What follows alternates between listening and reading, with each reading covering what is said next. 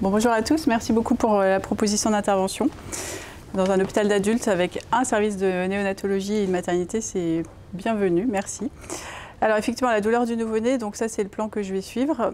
Alors donc, une très brève définition qui s'applique aussi au nouveau-né. Donc j'ai repris celle de l'IASP, donc expérience sensorielle et émotionnelle désagréable qui est liée à une lésion tissulaire réelle ou potentielle. Et donc c'est pas seulement une sensation, mais aussi une expérience psychologique.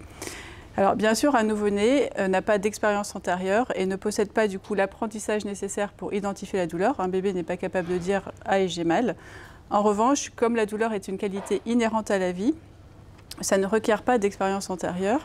Et les nouveau-nés, même très prématurés, sont capables de percevoir, mémoriser et ressentir de la douleur, même aux extrêmes âges gestationnels, puisque sur un plan anatomique, donc ça c'est une représentation très schématique des voies de la nociception, les récepteurs périphériques se mettent en place dès 6 à 8 semaines d'aménorrhée pendant la vie embryonnaire. Et à partir de 26 à 30 semaines, les faisceaux thalamo-corticaux commencent à être en place et fonctionnels. Donc dès 26 à 30 semaines, un nouveau-né est complètement équipé pour percevoir, mémoriser, ressentir de la douleur. Ce qui veut dire que les enfants plus immatures également. En France, on les prend en charge à partir de 23 à 24 semaines. Certains pays dans le monde les prennent en charge à partir de 22 semaines. Donc un fœtus, parce qu'à 22 semaines, on a encore un fœtus, qui devient un nouveau-né, est capable de ressentir de la douleur et de la mémoriser.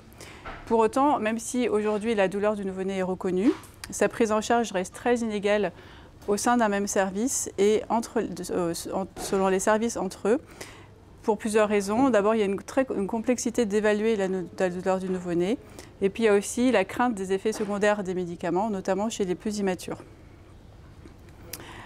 Alors, quand on regarde un peu les données épidémiologiques, on voit que les nouveau-nés, encore aujourd'hui, subissent de nombreux gestes douloureux dans les services et que cette douleur n'est pas forcément ni bien évaluée, ni bien prise en charge. Et donc ça, c'est une étude qui commence à être un peu ancienne, qui a été publiée en 2008, réalisée en 2005, dans 14 unités de réanimation pédiatrique et néonatale d'Île-de-France, où les nouveau-nés étaient inclus pendant les 14 premiers jours de l'étude. Et au bout de 14 jours, les gestes douloureux n'étaient plus recueillis, même s'ils étaient toujours hospitalisés. Et donc pendant cette étude qui a duré 2 mois, il y a 430 enfants qui ont été inclus et 60 000 gestes ont été répertoriés. Ensuite, on a demandé aux soignants, parmi les gestes réalisés, quels étaient ceux qui étaient douloureux ou inconfortables. Et il s'est trouvé qu'il y avait à peu près 30 000 gestes douloureux et 30 000 gestes inconfortables. Quand on voit chez ces 130 enfants, ces 60 000 gestes sur une durée de 14 jours, la médiane des gestes douloureux était de 70. Mais c'est une médiane, c'est-à-dire qu'il y a 50% des enfants qui avaient plus de 70 gestes douloureux. Et on voit par exemple sur ce schéma que ce bébé-là, par exemple, qui était un enfant de 37 semaines, a eu plus de 350 gestes douloureux sur une période de 14 jours. Donc si vous divisez par le nombre d'heures que ça représente, ça fait plusieurs gestes par heure pour un même enfant. On voit aussi que, donc là, en abscisse, ce sont les âges gestationnels des enfants. La ligne rouge, c'est la médiane de chaque âge gestationnel. En fait, on voit que bien sûr, plus les enfants sont immatures, donc vers la gauche, c'est moins de 32 semaines, plus ils ont gestes douloureux. C'est normal, c'est des bébés très fragiles, très malades, pour qui on doit faire des gestes invasifs pour leur sauver la vie. Mais qu'à tous les âges, il y a une espèce de moyenne qui se balade autour de 20 gestes. Les enfants ont tous des gestes douloureux. Quant à la prise en charge de cette douleur, elle était insuffisante puisque l'analgésie spécifique pour le geste était de moins de 30% pour les enfants. Donc l'analgésie spécifique, c'est je vais faire un geste douloureux, je donne un antalgique exprès pour diminuer la douleur du geste. Donc 27%. Et puis c'est des enfants de réanimation, donc certains ont une sédation analgésique continue. Et quand on a regardé l'analgésie spécifique et ou continue, seuls 60% des gestes étaient réalisés sous couverture antalgique. Ce qui veut dire qu'il y a plus d'un tiers des enfants qui n'avaient aucun antalgique pour un geste douloureux. Maintenant, quand on interroge les soignants sur la douleur des gestes, par exemple l'intubation trachéale, les soignants disent oui, ça fait très mal, à 8 sur 10. Or, quand on regarde l'analgésie spécifique pour un geste, pour une intubation trachéale par exemple, c'est seulement 43% des enfants qui ont une analgésie spécifique, ce sont tous des nouveau-nés, et 59% qui ont une analgésie spécifique et ou continue. Pour les dextros, donc ponction capillaire, c'est 44% d'analgésie spécifique et 62% d'analgésie spécifique et ou continue. Or, j'ai pris ces deux gestes-là parce qu'on sait que c'est des gestes éminemment douloureux y compris chez le nouveau-né, notamment pour les dextros, et que si on ne fait pas une analgésie spécifique, l'analgésie continue, à moins que ce soit une sédation analgésie profonde par un morphinique et un sédatif profond, c'est inefficace. Donc ce sont des enfants qui ont probablement mal pendant le geste. Par rapport à l'évaluation, ça c'est une autre étude européenne, celle-ci, qui a inclus un peu plus de 6500 enfants dans 18 pays européens, qui montrait également que l'évaluation était insuffisante. Donc là, en fait, ils ont regardé la traçabilité dans les dossiers. Donc ça ne veut pas dire que ça n'a pas été fait. En tout cas, ce n'était pas tracé. Et donc ça, ce sont tous des enfants en réanimation néonatale. Certains étaient en ventilation spontanée, d'autres en ventilation non invasive, d'autres intubés ventilés. Et on voit que moins de 60% des enfants intubés ventilés avaient une évaluation pendant leur séjour en réanimation et que seuls 30% des enfants en ventilation spontanée étaient évalués. Or, c'est des enfants qui sont en réanimation, donc qui forcément subissent des gestes douloureux ou ont une raison d'être en réa, donc potentiellement d'avoir mal. Et il y avait une grande variabilité de pratiques entre les pays, puisqu'il y a certains pays où le taux de traçabilité est de 0% et d'autres 94%. Donc 94%, c'était la France, donc on avait une très bonne traçabilité. Mais voilà, une très grande variabilité selon les pays. Alors, ça ne veut pas dire que ce n'était pas fait, en tout cas, ce n'était pas tracé. Et puis, une autre étude a montré que les facteurs prédictifs d'une analgésie, c'était la gravité de l'enfant, bien sûr, mais aussi le fait que les parents étaient présents ou non, et le jour de la semaine et l'heure de la journée. Le lundi à 9 h, on est mieux pris en charge que le dimanche à 23 h sur le plan de l'analgésie. Voilà, en maternité maintenant, alors il n'y a pas d'études épidémiaux, il y en a très très peu, et donc les seules dont on peut s'inspirer, c'est des enquêtes nationales, donc par exemple l'enquête nationale périnatale dont les résultats viennent d'être publiés, montre qu'il y a 12% d'enfants qui naissent par voie basse instrumentale, donc c'est-à-dire forceps ou ventouse, 21% de césariennes en cours de travail, c'est souvent pour des anomalies du rythme cardiaque fœtal qui peuvent nécessiter des manœuvres de réanimation à la naissance, 5% d'enfants se présentent par le siège, donc ces bébés-là n'ont pas forcément mal à la naissance. En revanche, les trois catégories suivantes, les enfants prématurés ou de faible poids de naissance, qui représentent 7% des naissances, les enfants qui ont une mauvaise adaptation à la vie extra-utérine, c'est-à-dire avec un Apgar inférieur à 7 à 5 minutes, représentent 2% des naissances, et des enfants transférés pour raison médicale, 6%. Ces catégories-là d'enfants, à un moment ou à un autre de leur prise en charge, vont nécessiter des gestes invasifs qui peuvent être douloureux si la douleur n'est pas prévenue. Et puis, on peut aussi être amené à faire en salle de naissance des gestes qui peuvent être douloureux pour les enfants, notamment les prélèvements de liquide gastrique qui sont une aspiration oropharyngée qui est inconfortable, voire douloureuse pour le bébé, des intubations trachéales parfois et des ventilations non invasives. L'évaluation de la douleur en maternité, il y a très très peu d'études. On en avait fait une ici il y a quelques années avec une interne du service. On avait fait un audit en Île-de-France, on avait interrogé toutes les maternités de l'Île-de-France sur leur pratique d'évaluation de la douleur. Et on avait posé la question aux soignants, est-ce que vous évaluez en salle de naissance et en maternité, oui ou non? Si oui, avec quelle échelle? Et sinon, pourquoi? Donc en fait, on voit qu'un tiers des maternités à peu près ne fait pas du tout d'évaluation, ou alors sur une impression clinique de douleur, mais sans une échelle validée. Que quand une échelle est utilisée, c'est l'échelle EDIN, qui est échelle douleur et inconfort du nouveau-né, qui est une échelle qui a été validée pour la douleur du nouveau-né prématuré en réanimation. Donc pas du tout adaptée au bébé de maternité. Et quand on demande aux soignants pourquoi ils ne le font pas, en fait, parce qu'ils disaient qu'il n'y avait pas d'échelle adaptée ou que l'échelle EDIN était trop longue, difficile à côté, et tout le long qu'ils ne le faisaient pas et qu'ils préféraient faire sur leur sens clinique. Et puis une autre étude en Espagne qui, elle, a interrogé les soignants sur l'échelle utilisée pour la douleur provoquée par les soins. Et là, on voit qu'il y a seuls 12% des soignants qui disent utiliser une échelle pour la douleur provoquée par les soins chez les nouveau-nés à terme en maternité. Donc on voit qu'en maternité, il y a peu de données et que les données qu'on a, en tout cas en ce qui concerne l'évaluation, ne sont pas excellentes. Or, on sait que la douleur en période néonatale a des conséquences neurodéveloppementales à long terme. Alors, il y a encore peu d'études, c'est beaucoup des études animales, mais quand on regarde de façon un peu plus détaillée le développement des voies de la nociception chez un nouveau-né humain, donc on voit que ça se met en place très tôt pendant la vie embryonnaire, mais qu'à partir de 26 semaines, vous voyez, il y a beaucoup encore de synaptogénèse, d'entritogénèse, les afférences thalamocorticales, la myélisation qui se mettent en place. Et donc 26 semaines, il y a énormément d'enfants qui naissent à 26 semaines et au-delà. Et ces enfants qui naissent grands prématurés subissent pour le coup très régulièrement des gestes invasifs et douloureux. Et que stimuler de façon précoce, trop précoce, des voies de la douleur en train de se mettre en place, ça va altérer la mise en place de ces voies de la douleur et plus tard rendre les choses, enfin, l'anatomie de la douleur va être différente et donc la sensibilité de ces enfants peut être différente. Et ça, ce sont des données chez l'animal.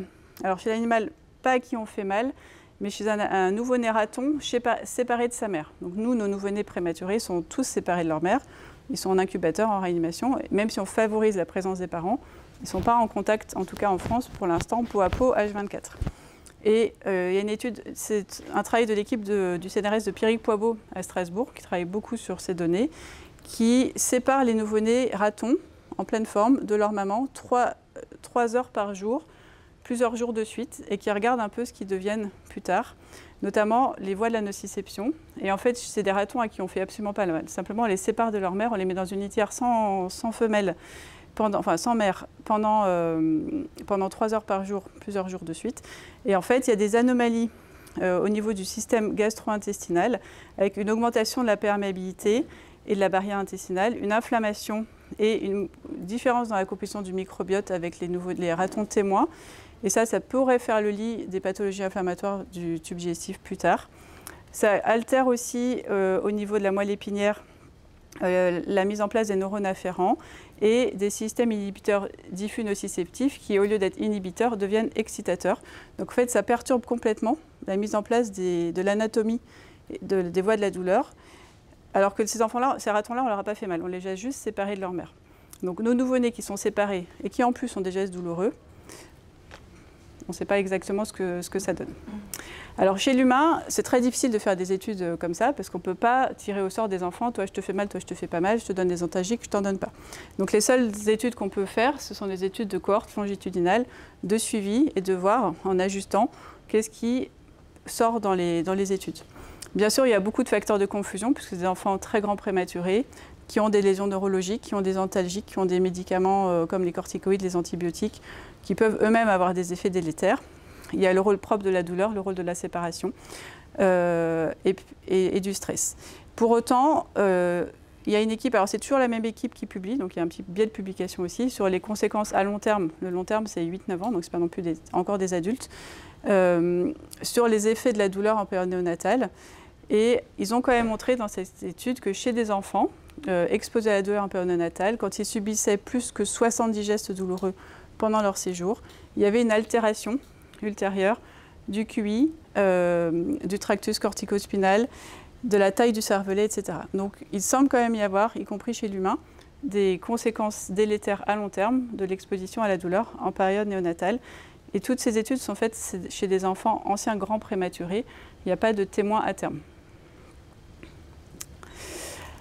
Après, on peut aussi se poser la question, c'est bien de ne pas leur faire mal, mais est-ce que ce qu'on leur donne n'est pas en soi délétère? Donner de la kétamine, du propofol, de la morphine, tous les médicaments qu'on peut utiliser chez le nouveau-né, est-ce que ce n'est pas délétère en soi sur le cerveau en développement?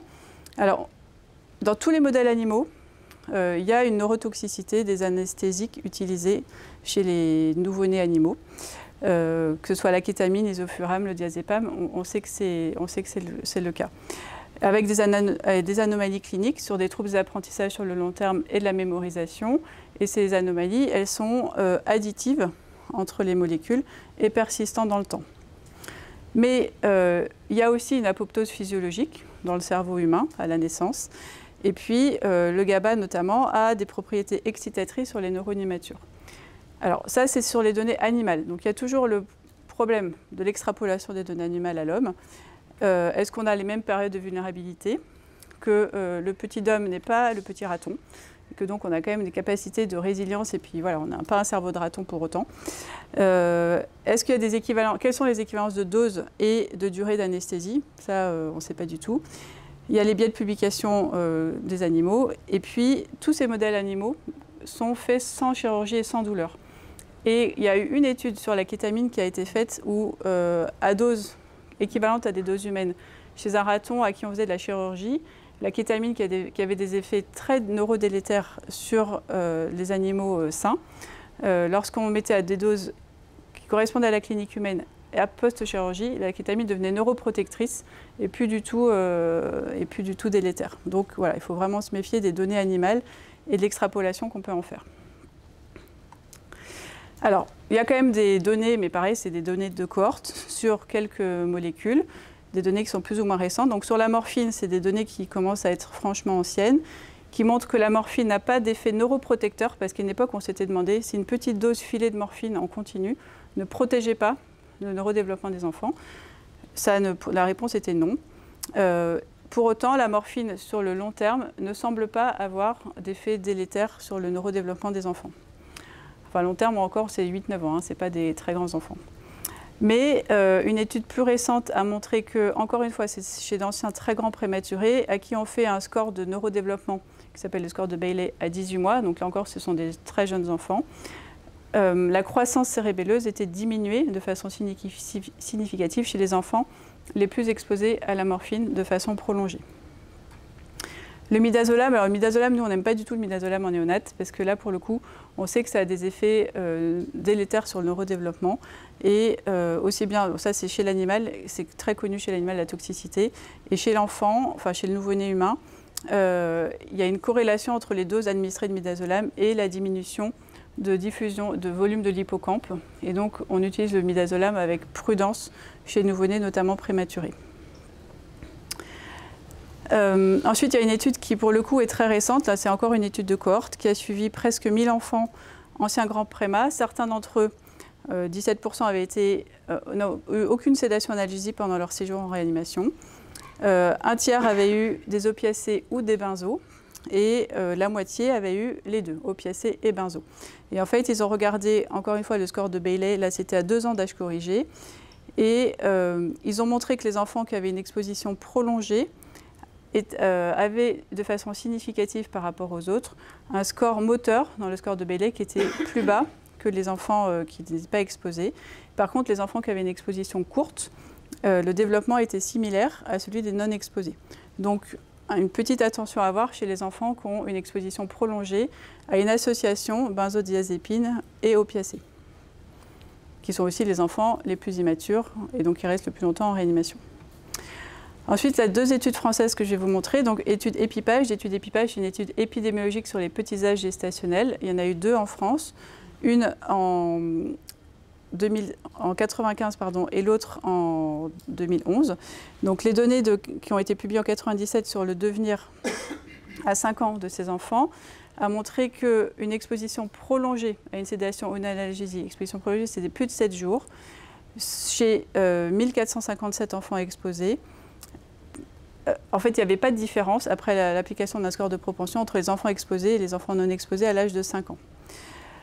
Une autre étude, donc EpiPage 2, celle-ci, c'est une étude de 2011, pardon. C'est un travail publié en 2021. Ça, c'est sur le devenir à 2 ans de ces enfants. Donc, c'est ces enfants un peu particuliers. C'est des enfants qui étaient intubés avant la première heure de vie, qui étaient toujours intubés à H24 et qui avaient reçu de la morphine et ou du midazolam avant leur 7e jour de vie ou avant la première extubation. Donc c'est vraiment une population très définie.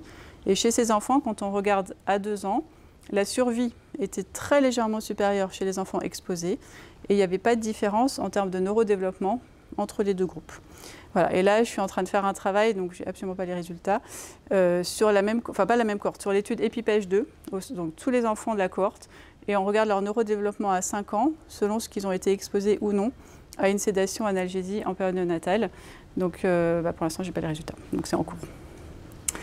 Voilà, donc du coup, il y a une conséquence de la douleur et du stress, et aussi peut-être de l'exposition aux antalgiques en période néonatale. Donc on a un nouveau-né dont le cerveau est en développement, d'autant plus qu'il est prématuré, et qui est soumis à un certain nombre de choses dans les services, en particulier la séparation de ses parents, mais aussi tous les gestes invasifs douloureux qu'on peut lui faire, mais aussi simplement des soins de nursing. Pour certains bébés, un change de couche peut être hyper stressant. C'est un cerveau en développement, donc on intervient sur des neurones immatures. Ça entraîne une synthèse de substances cytotoxiques, un stress oxydatif qui est délétère sur le neurodéveloppement. En parallèle de ça, il peut y avoir les effets hypotensifs et neuroapoptotiques des médicaments utilisés à visée antalgique ou sédative. Mais on a quand même l'impression que la balance bénéfice-risque est en faveur d'une analgésie et d'une sédation pour abolir ou diminuer en tout cas la douleur et le stress induit. Alors, comment la prendre en charge, cette douleur? Donc, il y a une spécificité au nouveau-né. Alors déjà, il faut prévenir la douleur, c'est-à-dire quand on peut ne pas faire le geste. C'est le geste qui fera le moins mal, c'est celui qu'on ne va pas faire. Et quand on est obligé de le faire, donc déjà, bien se poser la question de est-ce que le geste que je vais faire est indispensable? Et si oui, utiliser les moyens les moins douloureux. Donc par exemple, on sait que les ponctions capillaires sont extrêmement douloureuses chez le bébé, plus que les ponctions veineuses. Donc il faut préférer faire une prise de sang veineuse à une ponction capillaire à un nouveau-né. Et quand il y a un cathéter central sur lequel on peut faire un prélèvement, il vaut mieux se servir du cathéter central que de piquer l'enfant. Ensuite, l'évaluation. Donc l'évaluation, contrairement au grand enfant à partir de 7 ans et l'adulte qui fait une auto-évaluation, nous, on peut faire que de l'hétéroévaluation. Donc l'hétéroévaluation, c'est un petit peu difficile parce que quand on évalue notre douleur, c'est les cognitions en fait, c'est notre cortex qui travaille. En revanche, chez l'enfant, l'hétéroévaluation, en fait, on va regarder son comportement. Et donc, qu'est-ce qu'on va regarder? On va regarder l'expression de son visage, qui est un des signes les plus caractéristiques, le mouvement des membres et les mouvements du corps, et puis le système cardiovasculaire, la respiration,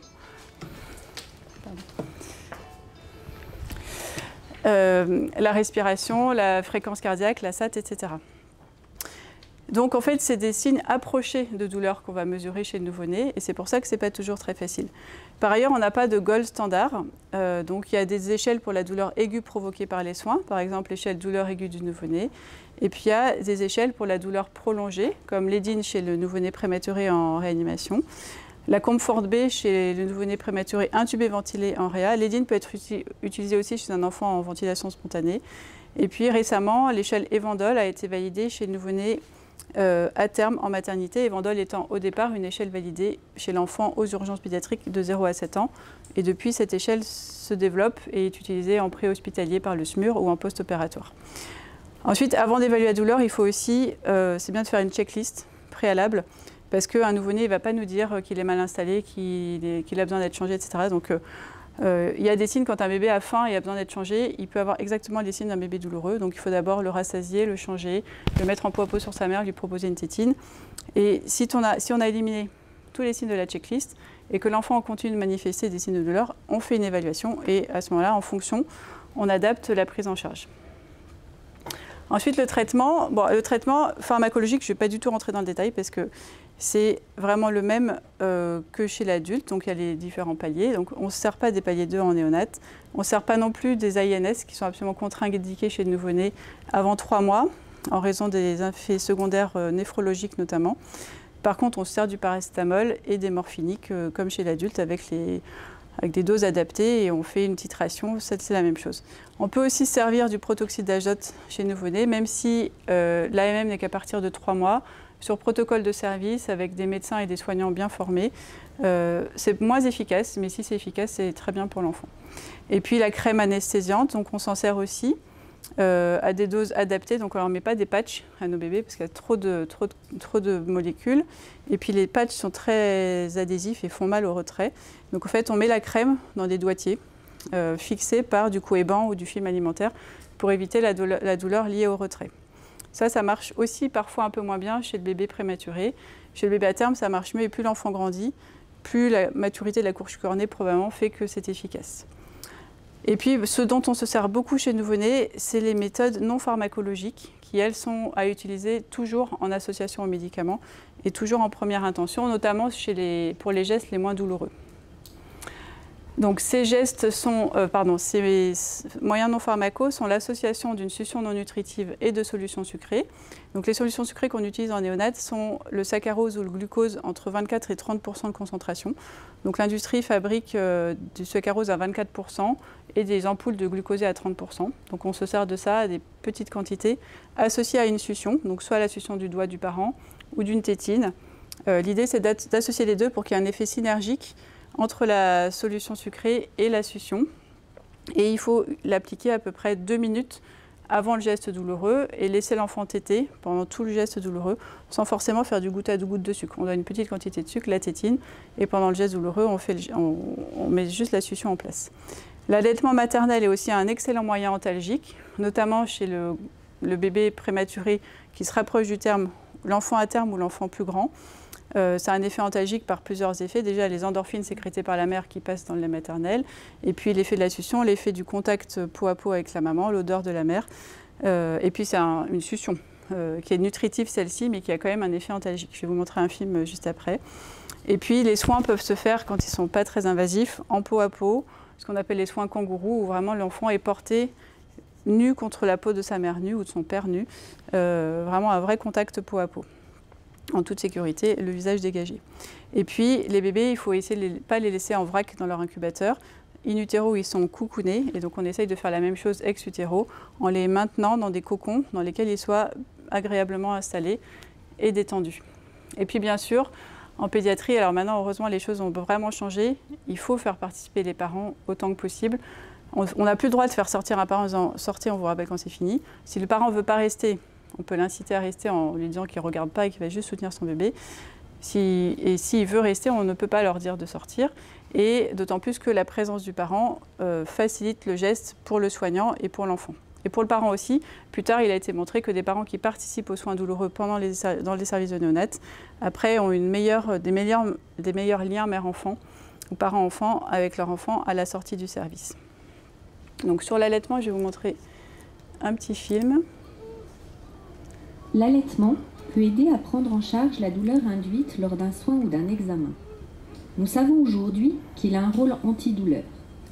L'important est d'expliquer aux parents et à l'enfant pourquoi, quand et comment le soin va se dérouler, ainsi que le bénéfice de la tétée. Ici, par exemple, un prélèvement veineux va être réalisé sur un nouveau-né en train de téter. Pendant que bébé et sa mère s'installent pour l'allaitement, le soignant prépare son matériel et vérifie les identités. Pour les tout-petits, lors des prises de sang, la main du soignant sert de garrot pour mieux voir les veines. C'est cela qui est impressionnant pour les parents. Super. Tu vois, j'ai passé ce qui fait le plus mal. Maintenant, il va juste falloir que tu me donnes un petit peu de sang. Donc là, vous voyez, en fait, le bébé a eu un petit mouvement de retrait, mais il a accéléré sa cadence de succion et il n'a pas pleuré. Super, Charles, mais je suis dans la veine, c'est ça qui t'a fait mal. Mais je suis dans la veine, Charles, Voilà, donc là, sur le côté sa danne, il a eu un danne à 1. Il a eu un mouvement de retrait. Permet d'apaiser l'enfant. Les parents, présents, actifs dans le soin, prendront conscience du soutien qu'ils pourront apporter à leur enfant. Les prises de sang sont techniquement difficiles à cause de la petite taille des veines. Le soignant est parfois amené à faire plusieurs tentatives. En plus, on t'en prend des trucs. Hein.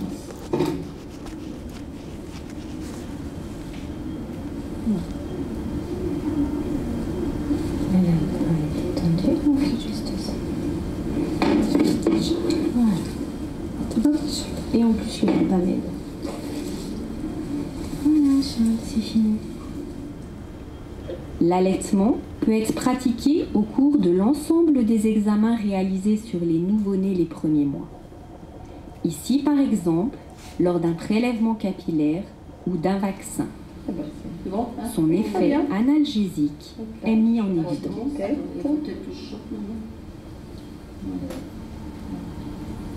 Oui, le fait qu'il tète, qu'il dit rien, c'est ça. Voilà. Voilà, donc du coup, nous, à chaque fois, il faut qu'on mesure la balance bénéfice-risque entre ce qu'on va faire comme geste et l'antalgique qu'on va appliquer.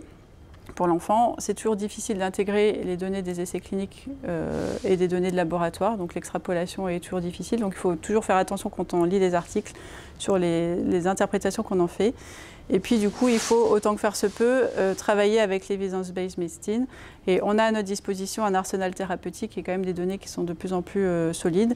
Et donc on va de la base à j'évite le geste douloureux, où je fais une contention douce de l'enfant avec des moyens non pharmacaux, à, si besoin, une sédation analgésie profonde ou une anesthésie générale pour, bien sûr, la chirurgie ou autre. Parce qu'à une époque, on faisait des anesthésies, des chirurgies lourdes à des enfants sans anesthésie. Donc la douleur est le 5e signe vital et doit être considérée comme telle, y compris en néonat. Et ça ne nous viendrait pas l'idée de laisser un bébé avec 32 SAT et 40 de fréquence cardiaque. Ça ne doit pas non plus nous laisser, on ne doit pas non plus garder un bébé qui a un score d'Edine à 10 ou 15 sans rien faire. Notre démarche de soins, comme toutes les démarches de soins pour la douleur, elle doit inclure la prévention, l'évaluation, puis le traitement et la réévaluation et l'adaptation thérapeutique. En néonate, la principale source de douleur, c'est celle qui est induite par les gestes.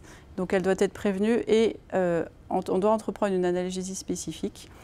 Il doit y avoir dans les services des protocoles écrits, mais aussi des référents et des leaders auxquels on peut se référer. On doit évaluer la douleur avec une échelle adaptée à l'âge gestationnel et au type de douleur, si c'est une douleur aiguë provoquée par le soin ou une douleur prolongée. On doit combiner des stratégies médicamenteuses et non médicamenteuses. Et puis il faut aussi informer les parents, former les soignants et sensibiliser l'ensemble des intervenants auprès des nouveau-nés. Et puis, très important, c'est que le cerveau des nouveau-nés, que ce soit nos patients ou pas nos patients, un bébé qui va bien aussi, se façonne grâce aux stimuli extérieurs et que la prévention et le traitement de la douleur du nouveau-né ne sont pas seulement une obligation éthique et déontologique, mais ça prévient aussi des complications immédiates et à long terme. Et nous, en pédiatrie, on travaille sur les adultes de demain et donc ils ont une trajectoire de développement et tout ce qu'on fait en période néonatale peut avoir des conséquences sur ce qu'ils vont devenir plus tard. Et donc on préfère avoir un bébé comme ça que comme ça.